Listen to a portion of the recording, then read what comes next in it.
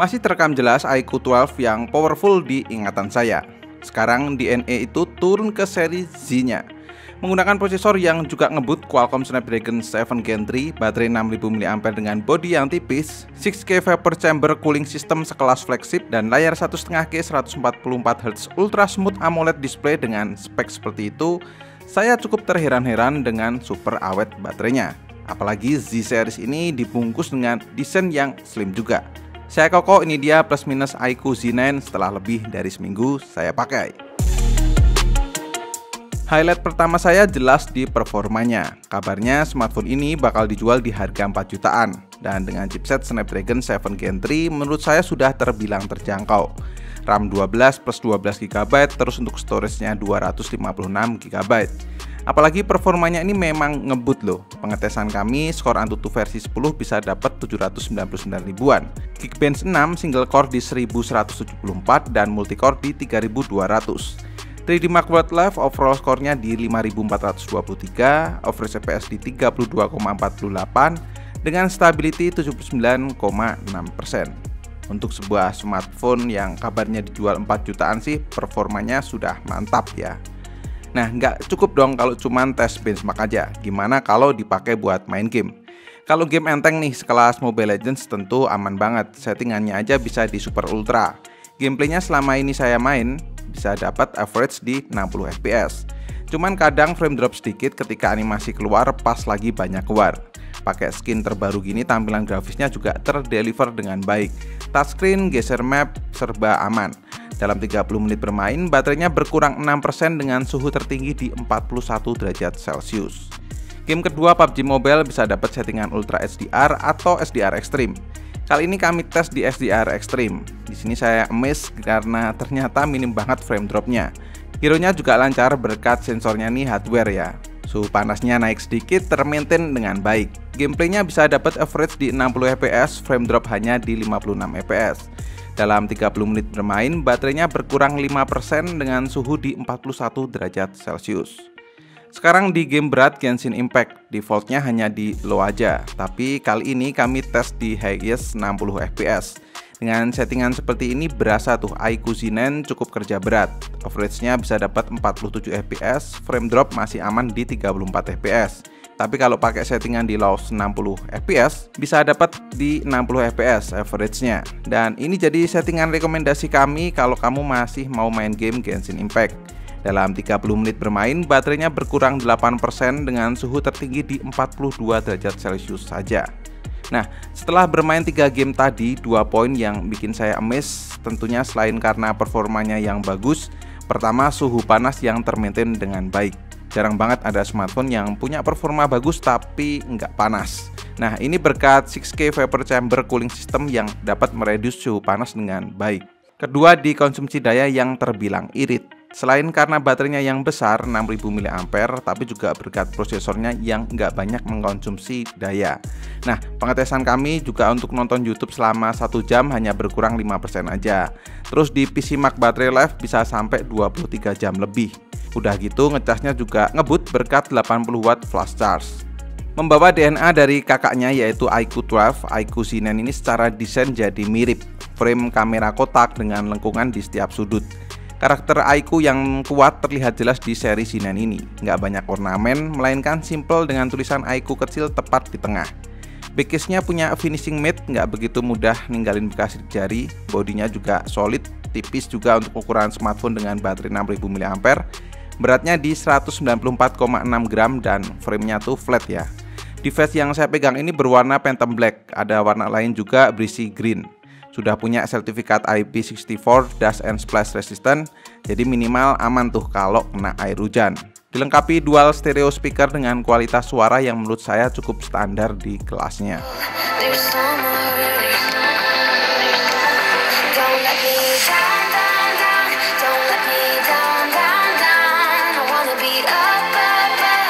Bagian depan layar 6,78 inch 1,5K 1260 x 2800 pixel, AMOLED display, refresh rate up to 144Hz, ultra smooth dan dibungkus dengan bezel yang tipis. Layarnya ini flat ya, nggak melengkung. Jadi buat main game saya rasanya tuh lebih nyaman dengan layar model seperti ini. Beberapa hari yang lalu sering ku bawa pergi dan masih aman ketika dipakai di luar ruangan. Brightness peaknya aja sampai 4500 nits, yang itu tuh terang banget. Tapi juga kalau di tempat gelap ada eye protection mode-nya. AMOLED tentulah ya. Sudah jaminan kalau kualitasnya tuh gonjreng, detailnya juga rapat, untuk nonton film atau video tuh sungguh memuaskan. Ada sensor fingerprint in display yang cukup responsif, touchscreen-nya juga smooth. Yang kurang tinggal protection-nya aja sih, karena saya belum dapat info soal pakai Corning Gorilla Glass atau apa gitu sampai video ini dibuat. Beralih ke kamera, untuk sebuah smartphone dengan harga 4 jutaan sih cukup standar. Kamera belakangnya punya setup 50 megapiksel main kamera bersensor Sony IMX882 dan sebuah kamera 2 megapiksel bokeh kamera. Kilas first impression punya karakteristik kalibrasi warna yang identik dengan yang ada di iQOO 12 kemarin, dengan tone warna yang terlihat vivid dan vibrant. Di kondisi pencahayaan yang aman, kalibrasi warnanya tuh menyenangkan dan enak dipandang mata. Meskipun dalam kondisi indoor maupun outdoor, detailnya tajam serta fokus ke objek juga oke. Di kondisi yang backlight aja warnanya jadi sedikit kurang konsisten.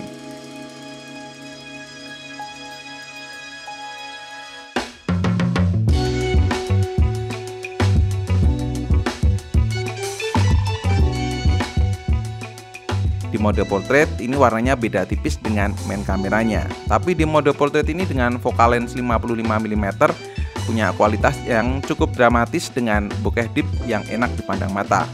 Detail dan fokus ke subjek yang baik dengan separasi juga masih bagus. Rata-rata kualitas jepretan di mode portraitnya justru memuaskan baik di mode 1 kali maupun 2 kalinya. Tapi memang favoritnya sih di 55 mm dengan bokeh yang lebih asik.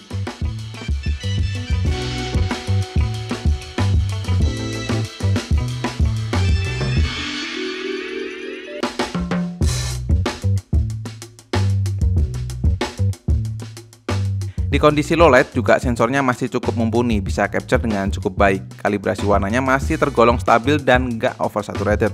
Cuma terasa sedikit penurunan detail saja, tapi nggak terlalu terasa blurry maupun noisy. Masih oke lah handle low light-nya.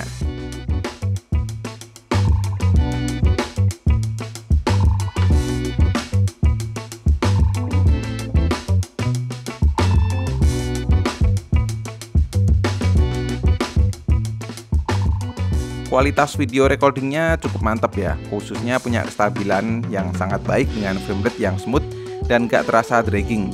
Meskipun memang terasa cropping image-nya, tapi overall tetap masih sangat nyaman dan smooth juga. Nah, kalau untuk kondisi low light-nya masih kurang begitu oke nih.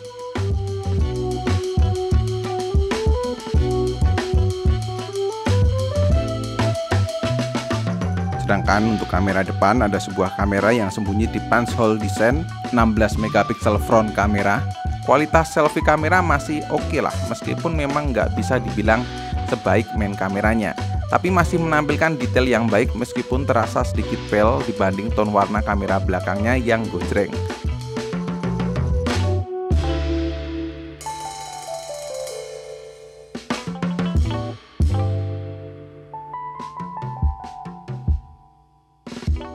Terus untuk video kamera depan sih terbilang standar untuk smartphone di harga 4 jutaan.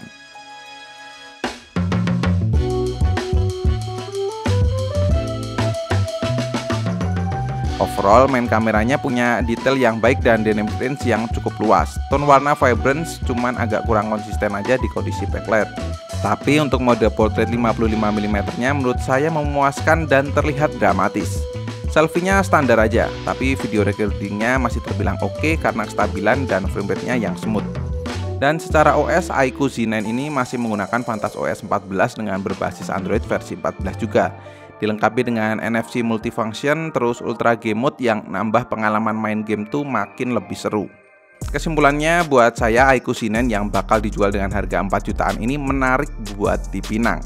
Bodinya slim, tapi baterainya gede 6000 mAh. Performanya ngebut, Snapdragon 7 Gen 3 bisa diandalkan untuk multitasking sampai main game berat.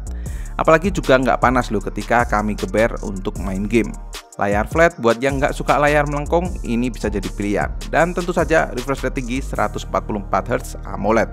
Di sektor kamera juga sudah mencukupi, 50 megapiksel Sony IMX882 hasilnya memuaskan. Walaupun kalau dicari kurangnya ya cuman nggak ada kamera ultrawide aja sih kalau buat saya. Selebihnya masih bisa tertutupi berkat semua kelebihannya tadi. Nah, karena sampai detik ini saya belum tahu harga pastinya, gimana menurut teman-teman setelah tahu harga rilisnya? Coba tulis di kolom komen ya. Buat yang tertarik beli, saran saya beli sekarang aja dan belinya di Marketplace dan Vivo Offline Store. Bisa lewat link yang ada di deskripsi. So, cukup sekian untuk video kali ini. Terima kasih banyak yang sudah nonton sampai akhir. Koko undur diri dan kita ketemu lagi di video selanjutnya. Bye-bye.